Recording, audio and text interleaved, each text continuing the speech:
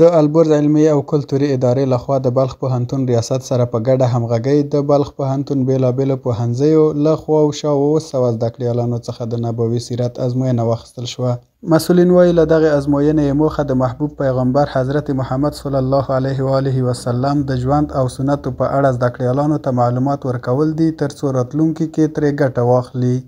هدف از برنامه‌های مسابقاتی یا برنامه‌های کتابخوانی است که ترویج مطالعه است در بین محصلین و دیگر ارتقای ظرفیت سازی برای محصلین است و خصوصا کتاب سیرت النبی صلی الله علیه و سلم هدف عمده ای است که باید تماما محصلین با سیرت و اخلاق پیامبر صلی الله علیه و سلم دقیق آشنا شوند.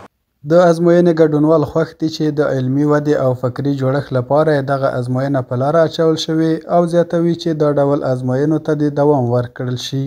برنامه‌ای که گرفته میشه خصوصا در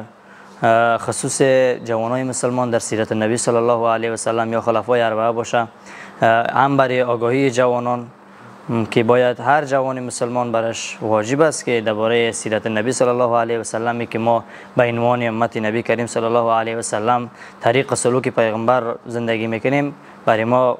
لازم است که باید از سیرت نبی صلی الله علیه و سلم بفهمیم. ما در اول از مسئولین خیلی احساس قدردانی میکنیم چون بارها در این مسابقه شرکت کردیم و این بار هم توفیق شرکت در این مسابقه برای ما عنایت شد و خواستیم ما است که زیادتر کوشش بکنن این مسابقه زیادتر برگزار شود چون سیرت النبی به عنوان یک علم امروزه باید آموخته شود خصوصا جوانا. دا لومړی ځل نه دی چې په مزار شریف کې زده کړیالانو ته دا ډول سیالۍ جوړیږي، بلکې له دې وړاندې هم په ځینو نورو کتابونو کې له زرګونه زده کوونکو او زده کړیالانو ازموینې اخیستل شوي چې بریالیو کسانو ته یې بېلابېلې ډالۍ هم ورکړل شوي دي.